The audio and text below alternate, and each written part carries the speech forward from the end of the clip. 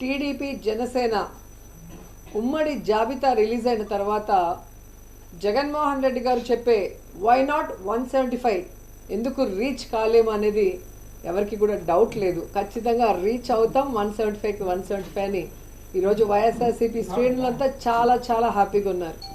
ఎప్పుడైనా ఒక పార్టీ జాబితా రిలీజ్ అయినప్పుడు ఆ పార్టీలో ఉన్న కార్యకర్తలు నాయకులు సంబరాలు చేసుకుంటారు. అదేంటో కానీ టీడీపీ జనసేన జాబితా విడుదల చేసిన తర్వాత టీడీపీ జనసేన కార్యకర్తలు నాయకులు ఏడుస్తుంటే వైఎస్ఆర్సీపీ కార్యకర్తలు నాయకులు డబుల్ హ్యాపీగా సంబరాలు చేసుకుంటున్నారు. ఎందుకంటే ఈరోజు ఆ జాబితా చూశాక పవన్ కళ్యాణ్ అసలు ఎందుకు పార్టీ పెట్టాడు అని మాకే కాదు, ఈరోజు జనసేన కార్యకర్తలు నాయకులకు కూడా అర్థం కావట్లేదు.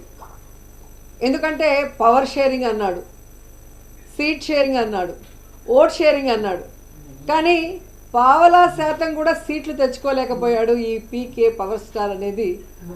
ఈరోజు ప్రజలు అంటున్నారు ఈయన పవర్ స్టార్ కాదు, పవర్ లేని స్టార్ అని.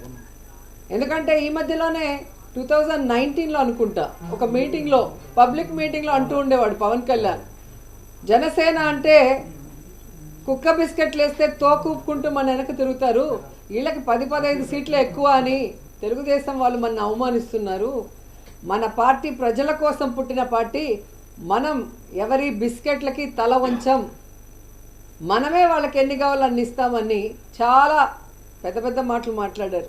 మరి ఈరోజు 24 సీట్లకి కుక్క బిస్కెట్లు వేస్తే తోకూపినట్టు ఎందుకు తోకూపుకుంటూ చంద్రబాబు నాయుడుతో ప్రెస్ మీట్ పెట్టారో పవన్ కళ్యాణ్ చెప్పాల్సిన అవసరం ఉంది.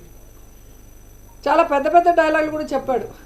సముద్రం ఎవరి కాళ్ళు పట్టుకోదు, పర్వతం తల వంచదు అని. మరి ఏ ప్యాకేజీ కోసం 24 సీట్లకే చంద్రబాబు నాయుడు కాళ్ళు పట్టుకున్నావు? ఈరోజు చంద్రబాబు నాయుడు ఇచ్చిన ముష్టి 24 సీట్లకే ఎందుకు తల వంచావు పవన్ కళ్యాణ్ అని జనసేన కార్యకర్తలు నాయకులకి సమాధానం చెప్పాలి. నిజంగా ఎంత బాధాకరం అంటే, చెప్పుకోవడానికేమో గొప్పగా 40 years ఇండస్ట్రీ, నాకు విజన్ ఉంది, విస్తరాకుల కట్టుంది, నేను కేంద్రంలో చక్రం తిప్పానని చెప్పుకునే చంద్రబాబు నాయుడు ఒక సైడు, సినిమాల్లో పవర్ స్టార్ అని చెప్పుకుంటూ బయట పవర్ లేని స్టార్గా తిరుగుతూ మళ్ళీ బింకాలు పలికే పవన్ కళ్యాణ్ ఒకవైపు. వీళ్ళిద్దరికీ బాగా అర్థమైపోయింది, మనకి బలం లేదు, జగన్మోహన్ రెడ్డి గారిని మనం ఓడించే పరిస్థితి లేదు, కాబట్టి మనం ఎలాగైనా పొత్తు పెట్టుకొని జగనన్నని దించాలి అన్న ఆలోచనతోనే ఈ పొత్తుల కార్యక్రమానికి స్టార్ట్ చేశారు. కొద్దిసేపు బీజేపీ సంకనెక్కాలని చూస్తారు, బీజేపీ సంఖ ఎత్తించుకోపోతే కాంగ్రెస్ సంకనెక్కాలని చూస్తారు, ఆ కాంగ్రెస్ ఎక్కించుకోకపోతే పిల్ల పార్టీలతో పోవాలని చూస్తారు. అంటే వాళ్ళల్లో వాళ్ళకి ఒక గందరగోళం, ఎవరితో పొత్తు పెట్టుకోవాలి, ఎలా వెళ్ళాలి, ఎవరు మనని పొత్తు పెట్టుకోవడానికి అవకాశం ఇస్తారో అర్థం కాకుండా గందరగోళం పరిస్థితిలో ఈరోజు 118 స్థానాలు అనౌన్స్ చేశారనేది మనం అర్థం చేసుకోవాలి. కానీ ఆ 118 స్థానాల్లో 24 స్థానాలు జనసేనకి ఇచ్చారు, మిగతా స్థానాలు తెలుగుదేశం పార్టీకి ఇస్తే అందులో చంద్రబాబు నాయుడు స్థానం కుప్పం అని ఆయన అనౌన్స్ చేసుకున్నాడు, బాలకృష్ణ స్థానం హిందూపురం అని అనౌన్స్ చేశారు, అలాగే లోకేష్ మంగళగిరి స్థానం అని అనౌన్స్ చేసుకున్నారు.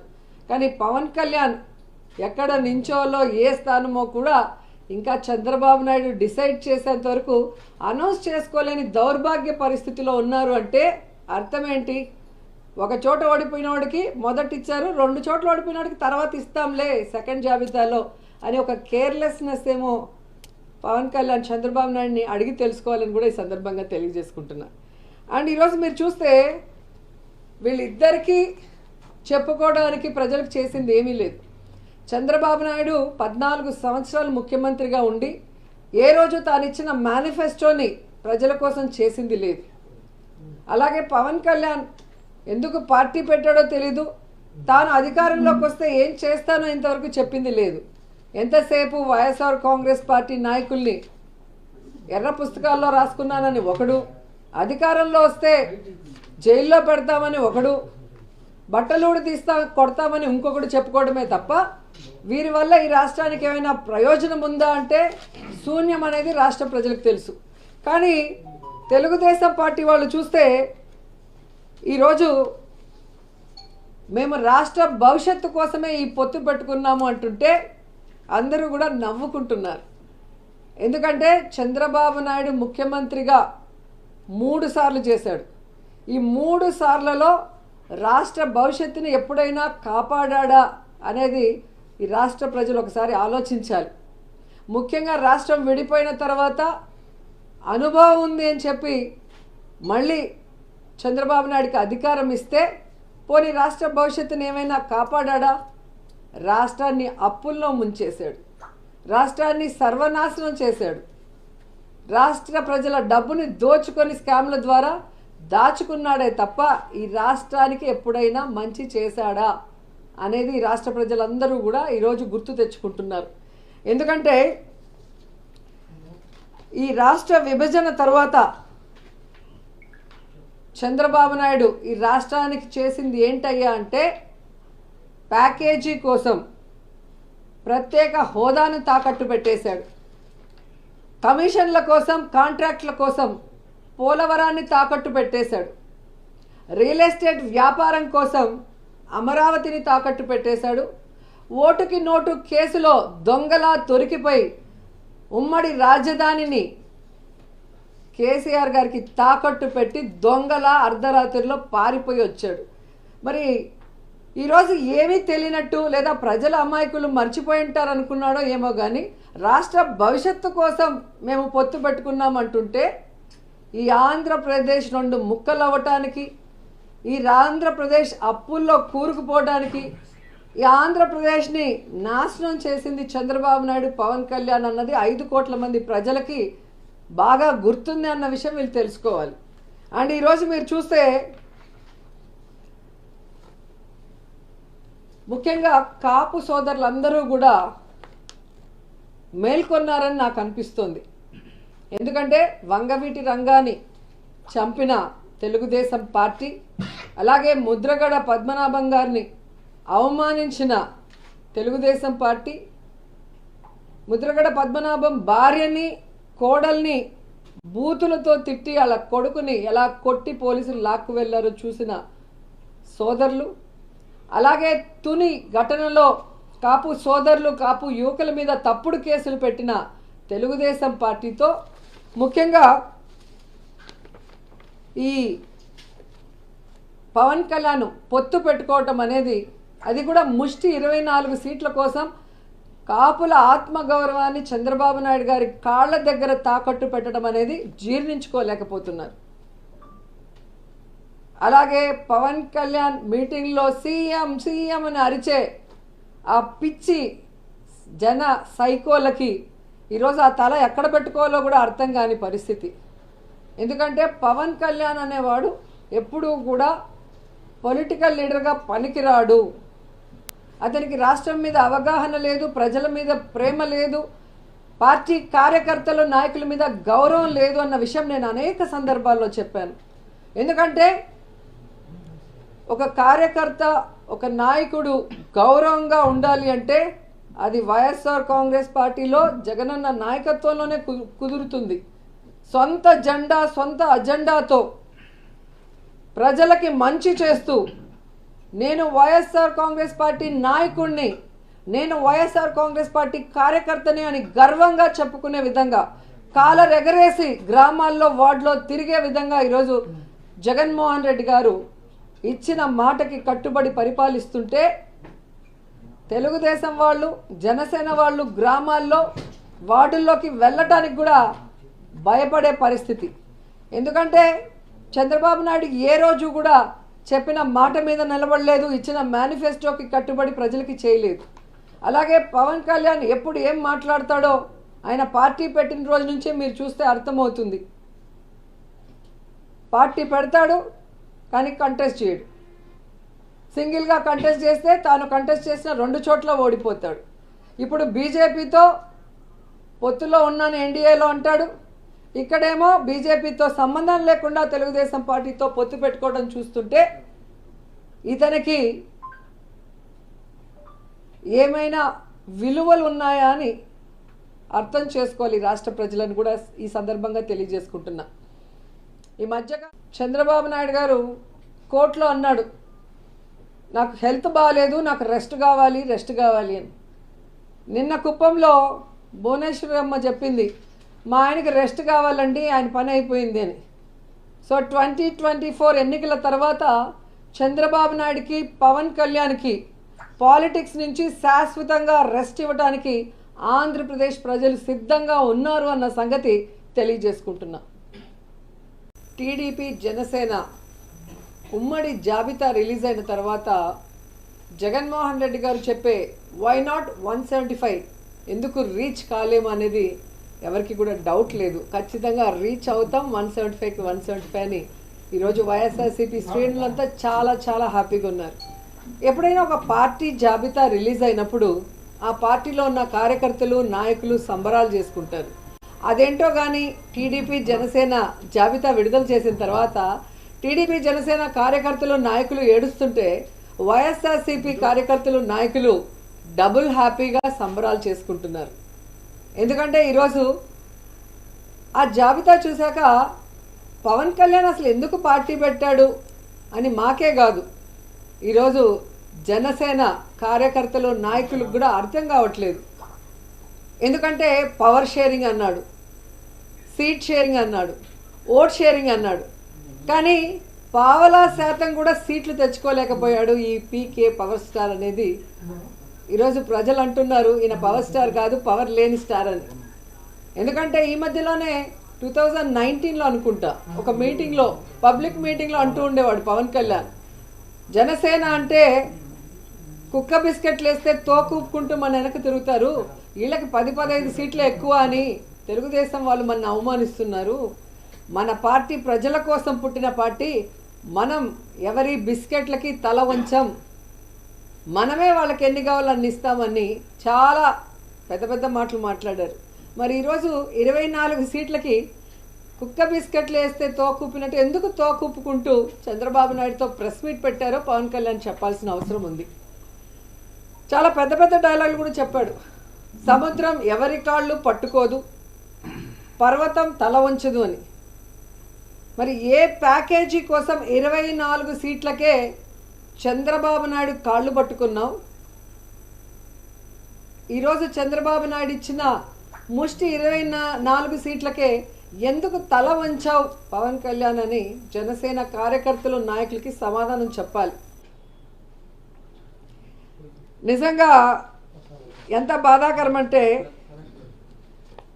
చెప్పుకోవడానికేమో గొప్పగా 40 years ఇండస్ట్రీ, నాకు విజన్ ఉంది, విస్తరాకుల కట్టుంది, నేను కేంద్రంలో చక్రం తిప్పానని చెప్పుకునే చంద్రబాబు నాయుడు ఒక సైడు, సినిమాల్లో పవర్ స్టార్ అని చెప్పుకుంటూ బయట పవర్ లేని స్టార్గా తిరుగుతూ మళ్ళీ బింకాలు పలికే పవన్ కళ్యాణ్ ఒకవైపు.